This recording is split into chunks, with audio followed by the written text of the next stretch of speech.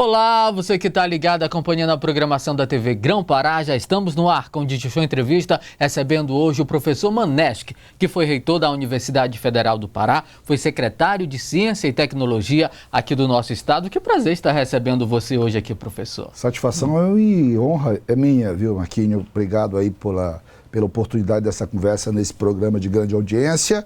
E aqui quero mandar um abraço para o meu amigo Moisés e para o seu Jair, que certamente está nos acompanhando. Bem, professor, você foi secretário de Ciência e Tecnologia aqui do nosso estado, se afastou agora no final do mês, dia 30. Que avaliação a gente pode fazer da secretaria? A secretaria hoje, ela está presente em todos os municípios do estado do Pará. Ela não está presente fisicamente, é bom lembrar isso, Marquinhos, mas ela está presente com ações concretas em todos os municípios do estado do Pará. A secretaria deu certamente um avanço muito grande, inclusive na sua visibilidade institucional. A secretaria, quando no início do governo Helder Barbalho, era uma secretaria muito pequena e com recursos também orçamentários muito pequenos. E aí o que aconteceu? Com o impulso que o governador deu para a área de ciência, tecnologia, inovação e formação profissional e tecnológica, a secretaria passou a ter um protagonismo muito maior. Então os recursos aumentaram, nós conseguimos recurso a partir da destinação de uma parcela, 20% da contribuição federal da exploração mineral, que é o royalties da mineração. Isso tudo também pela necessidade que o governador Helder entendeu da gente usar toda a estrutura, toda a base da ciência, do conhecimento, como uma forma de impulsionar, não é? Vamos dizer assim, a estimulação e a instituição de novas empresas, sobretudo de empresas de base tecnológica, novos negócios, estimular empreendedores, ou seja, fazer com que a ciência, o conhecimento pudesse fazer parte da nova base produtiva que se quer implantar no Estado. Isso para nós, de certa maneira, deu à Secretaria uma visibilidade extraordinária. Então, hoje, por exemplo, como eu disse que a Secretaria está nos 144 municípios, é para dizer, por exemplo, que há um feito extraordinário desenvolvido por essa Secretaria, que é a SecTech, que nós conseguimos dentro do programa, quando eu estava ainda secretário, dentro do programa Forma Pará, que foi uma ideia que nasceu comigo e que foi abraçada pelo governador e que, na verdade, leva cursos superiores hoje, agora, no ano de 2022, para todos os municípios do estado.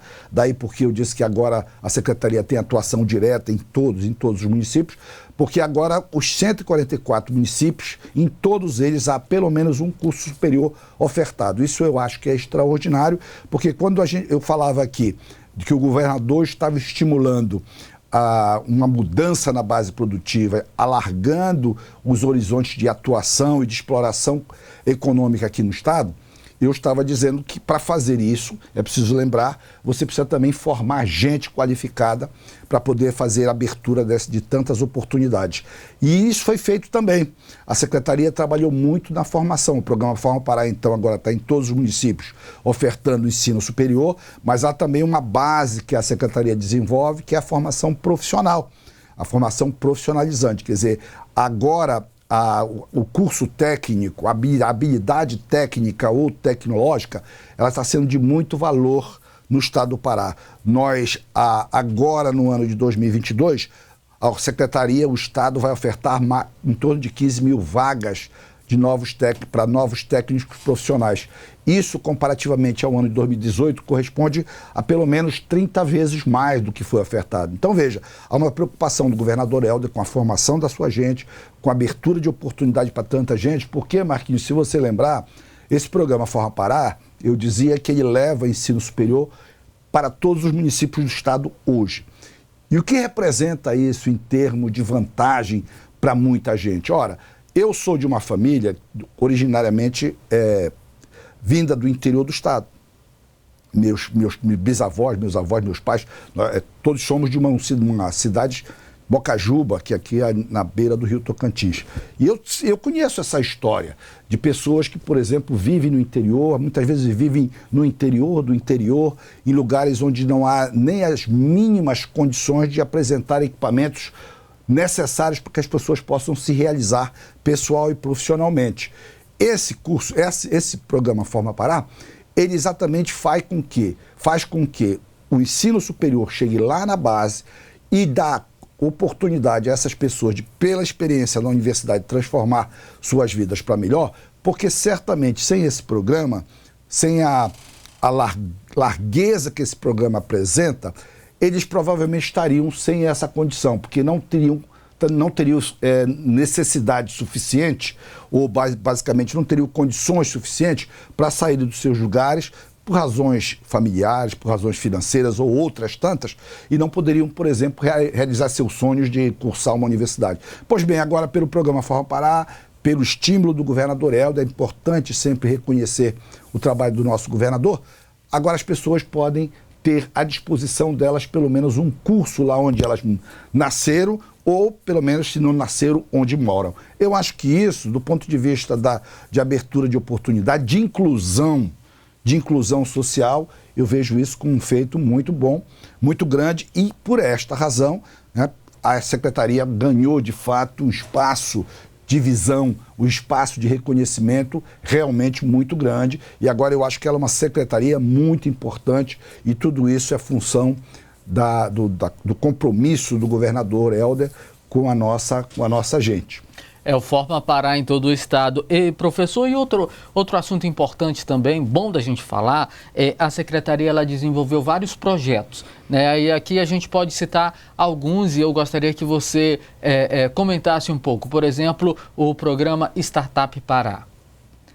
Olha, é isso, Marquinhos. Veja que eu estava falando que o governo fez um estímulo, fez um investimento na tentativa de fazer mudar a base produtiva do Estado. E eu dizia que isso não se faz sem gente formada, daí eu falava no programa Forma Pará e falava eu também na educação profissional e tecnológica. Então veja, isto é um fato.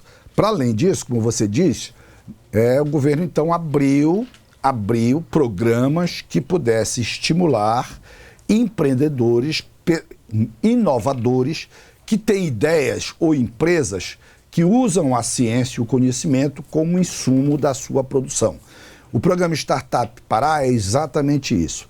Ele estimula esses empreendedores, oferta recursos para que as pessoas possam, a partir das suas ideias ou a partir das suas empresas pequenas, eles possam transformar essas ideias em produtos, ou, já que se eles tiverem uma empresa, possam escalar a produção dessa empresa ou introduzir ganhos tecnológicos para essa empresa. Então o programa Startup Pará é exatamente isso. A gente forma pessoas, forma empreendedores, mas ao mesmo tempo também abre possibilidades para que eles tenham recursos para investir nas suas ideias ou já nos seus negócios, quando tem empresa, para que possa fazer, como disse eu, a inovação ser um insumo importante daquilo que eles produzem. E o Enem Pará, professor, o que você pode nos falar a respeito desse projeto maravilhoso? Olha, o Enem Pará é uma outra ação, é uma outra iniciativa que eu reputo da maior importância, inclusive pelas próprias circunstâncias que nós observamos nos últimos anos em decorrência da pandemia. Nós lembramos que durante a pandemia as escolas passaram fechadas muito tempo. E isso, felizmente, eu diria, inclusive, mostrou a importância de nós termos equipamentos tecnológicos, instrumentos tecnológicos que pudessem fazer com que aqueles alunos que estavam fora da escola pudessem acompanhar, em alguma medida, a sua trajetória acadêmica sem muito percalço. Claro que percalços houve, nós estamos ainda vivendo o rescaldo dessa pandemia, nós precisamos aí corrigir ainda muita coisa que foi decorrência, do ponto de vista negativo, desta pandemia, mas de qualquer maneira, Marquinhos, o Estado do Pará apresentou uma alternativa para tratar aquele problema. O programa Enem Pará é exatamente isso. A Secretaria de Ciência e Tecnologia, por meio do Parque de Ciência e Tecnologia lá no Guamá, em parceria com a Universidade Federal do Pará, a Secretaria, então, colocou investimento para que fosse desenvolvido lá no Parque de Ciência e Tecnologia por empresas, de novo falamos daquelas empresas inovadoras que estão sediadas no parque. Nós chegamos lá e apresentamos ao governador o programa, que mais uma vez percebeu a importância dele, e aí então nós lançamos o que nós chamamos de Enem Pará. O que é o Enem Pará? É uma plataforma desenvolvida, onde consta toda a programação, toda a grade, tudo aquilo que é cobrado no exame do Enem, para que os alunos pudessem acompanhar nas suas próprias casas, sem necessidade de ir à escola, porque as escolas estavam fechadas. Isso foi desenvolvido, não é apenas uma plataforma com conteúdo do que é cobrado no Enem, mas nesta plataforma também está incorporada, ou estão incorporadas, várias outras alternativas e iniciativas de grande criatividade. Como, por exemplo, você pode acompanhar o desempenho pela plataforma, você pode acompanhar, usando inteligência artificial, você pode acompanhar o desempenho de cada aluno de tal maneira que você, ao fazer esse acompanhamento, você pode mandar mensagens colocadas específicas para aquele aluno, por exemplo, que não foi muito bem numa determinada disciplina, né, numa determinada área de conhecimento que é cobrado do Enem, e aí essa mensagem vai direcionada para aquele aluno, de tal maneira que ele pode usar inclusive, conteúdos para que ele possa fazer reforço, para que ele possa melhorar o seu desempenho. Ou seja, há dentro dessa plataforma um conjunto de alternativas que fazem com que essa plataforma sirva verdadeiramente como um instrumento importante, potencial, para que ele tenha um bom desempenho no exame. Isso já aconteceu, inclusive, Marquinhos. Nós temos inúmeros exemplos. Tem um programa Amazônia Criativa, que eu faço aqui na sua televisão, em que nós vamos mostrar, inclusive, o depoimento de uma estudante que fez o processo seletivo lá, realizou o Enem e teve um desempenho extraordinário, e ela se preparou por meio da plataforma Enem Pará. Então veja como isso, de fato, foi uma coisa importante que o governo e a secretaria fizeram. Parceria da Universidade Federal do Pará, volto a dizer, é importante dizer isso, Parque de Ciência e Tecnologia. Quem não conhece o Parque de Ciência e Tecnologia do Guamá, que fica lá dentro do campus da UFPA, seria bom conhecer para ver como as coisas acontecem ali, como pulsa ali a ideia inovadora, a criatividade, de tal maneira que negócios são feitos, empresas são estimuladas e são desenvolvidas cada vez mais para que a gente tenha produtos comercializáveis no nível de exigência ou de excelência exigida. E aí, Marquinhos, queria aproveitar aqui o programa para falar do Enem Pará e deixar aqui o endereço para que as pessoas possam conhecer esta plataforma, enempará.net.br. E aí, vejam lá, visitem e aproveitem aqueles, inclusive, que têm interesse de prestar o Enem. Será em novembro, não esquecendo, dia 13 de novembro a primeira fase, dia 20 de novembro a segunda fase. Vão lá e aproveitem essa alternativa que o governo do Pará colocou à disposição de todos. Quer dizer... Que ótimo, professor. E, professor, tem uma frase que já foi muito, muito falada, que às vezes a gente deve não dar o peixe, sim ensinar a pescar. Todos esses projetos da secretaria têm dado esse passo, tem incentivado a população realmente a produzir, a população a se preparar para o mercado de trabalho. Tem uma outra forma de trazer economia, para a nossa economia, emprego e renda, sem ser pela educação, sem ser pela tecnologia? Olha, quer dizer, na verdade nós trabalhamos a Secretaria, a Sectet, a Secretaria de Ciência e Tecnologia, Educação Superior, Profissional e Tecnológico. Então, o que a Secretaria trabalha é exatamente no desenvolvimento de projetos, né, que visem formar pessoas nos vários níveis, desde a escola básica, profissionalizante, superior, até os níveis mais elevados da pós-graduação. E também estimular ideias inovadoras, empresas inovadoras, empreendedores. Então, a Secretaria está sempre associada a estimular e investir em ideias que têm a ver com a ciência, com o conhecimento. Então, essa é a função da Secretaria. E aí eu tomo esta minha primeira abordagem da sua pergunta como uma abertura para falar aquilo que você colocou como uma mensagem que nós todos conhecemos, que é a gente dá a vara, não dá o peixe, mas ensina a pescar, né? Então, isso a Secretaria é o que a Secretaria faz. A Secretaria não costuma financiar iniciativas isoladas de pessoas ou de empresas simplesmente.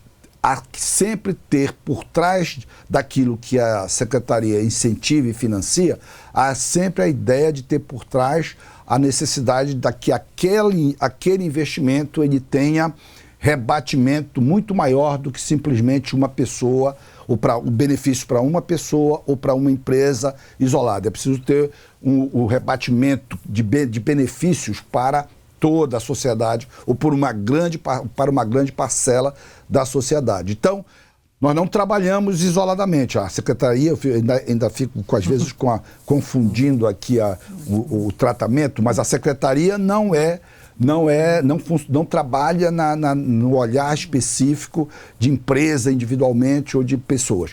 Trabalha, mas na linha de ensinar a pescar e não dar o peixe, simplesmente. Professor, vamos falar de número, professor. A Secretaria hoje ela tem quantas escolas em todo o estado? Olha, a Secretaria, a Sectet, ela, ao início do governador Helder Barbalho, ela não tinha a responsabilidade pelas escolas profissionalizantes, as escolas tecnológicas. As escolas tecnológicas, elas compõem uma rede de 28 escolas hoje. Serão 30, 31 provavelmente no próximo ano. Mas hoje elas compõem uma rede de 28 escolas, escolas essas que estão na base da formação profissionalizante. Aquilo que nós estávamos falando aqui da pouco, da necessidade de a gente formar pessoas para inserção no mundo do trabalho. Então nós temos essa rede, que agora é da responsabilidade da Secretaria de tocar, e para essa rede a Secretaria tem um projeto que eu reputo que da maior importância. Qual é o projeto? O projeto é mudar substancialmente o modelo didático-pedagógico dessas escolas. Incorporar nessas escolas a ideia de que é fundamental, a partir, sobretudo nesses tempos de hoje, você aprender fazendo, mão na massa.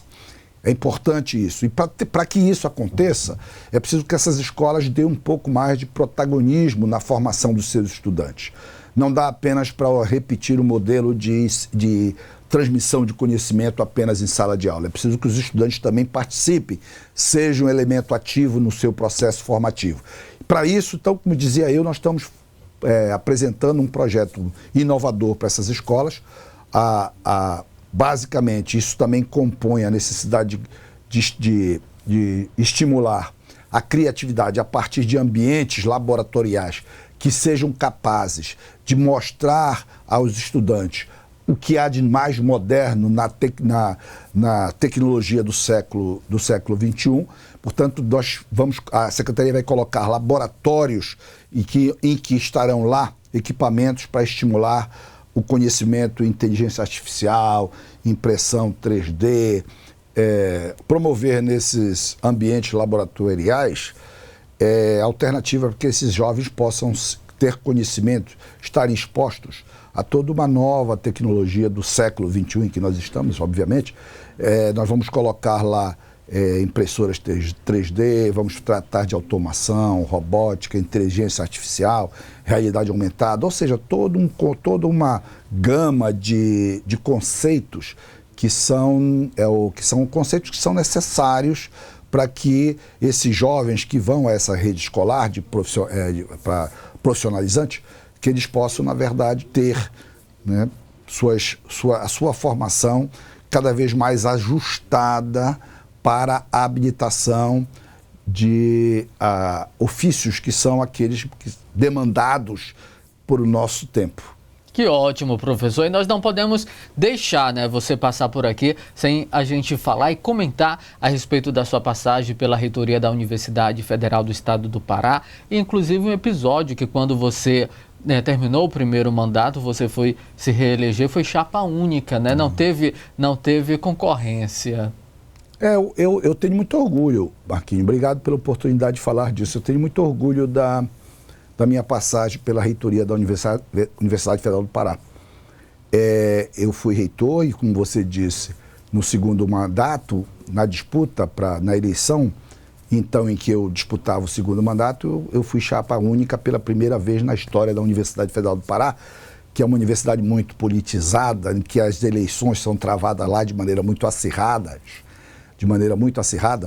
e eu realmente tive esse privilégio, eu diria, de ter este reconhecimento da minha comunidade.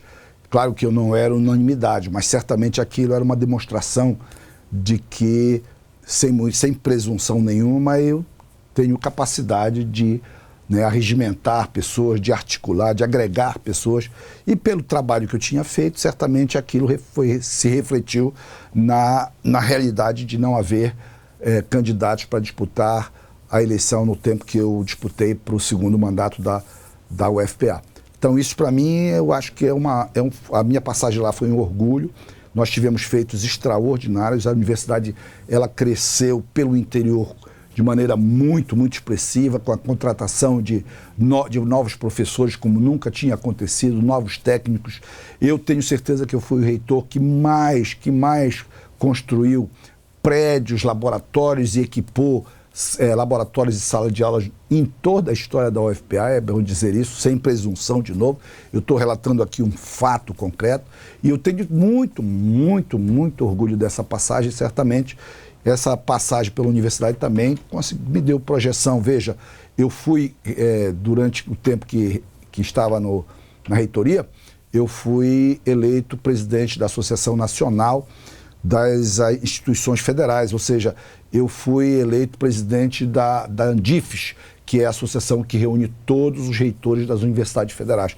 E eu fui o primeiro reitor eleito da região norte. Então, veja, durante a passagem na reitoria. Veja que é um motivo de muito orgulho. E essa é a honra maior que eu vou carregar por toda a vida, certamente. E um programa muito gostoso da gente assistir e ver que o estado do Pará está produzindo muito é o Amazônia Criativa. E a partir de agora você vai dar um tempo no programa Amazônia Criativa. Eu vou dar um tempo. Infelizmente vou dar um tempo. Mas eu tenho um programa Amazônia Criativa aqui na TV Grão-Pará. E eu também tenho um programa Amazônia Criativa que é transmitido por uma rede de rádios por todo o estado.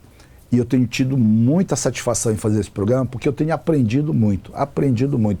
E eu gostaria que as pessoas tivessem também tido a satisfação de ver ou ouvir o programa como eu tenho tido de apresentar o programa. Mas agora as leis me impõem, as leis do país me impõem a necessidade de eu me afastar por um tempo dos programas, tanto da rádio quanto aqui da TV Grão-Pará, mas eu tenho certeza que muito em breve, mas muito em breve mesmo, eu voltarei com muitas e muitas novidades. Ah, que bom, você tem trazido muito conteúdo, muito interessante, é sempre muito gostoso a gente assistir, acaba incentivando a gente também a produzir, a estudar. Mas, professor, nesse momento muitas pessoas estão nos acompanhando em casa, né? Pelo interior do estado do Pará também, muitos pais, muitos adolescentes, né? O que você tem a falar a essas pessoas? Deixe uma mensagem para elas. Olha, talvez a mensagem, Marquinho, que eu posso deixar é a mensagem que expressa toda a trajetória da minha vida.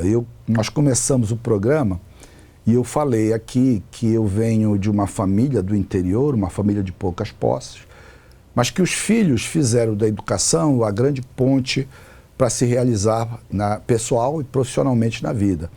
Então, a minha mensagem para todos que me veem e que me escutam agora, aos pais sobretudo, é para não desistirem da educação como instrumento mais poderoso de transformação de vidas.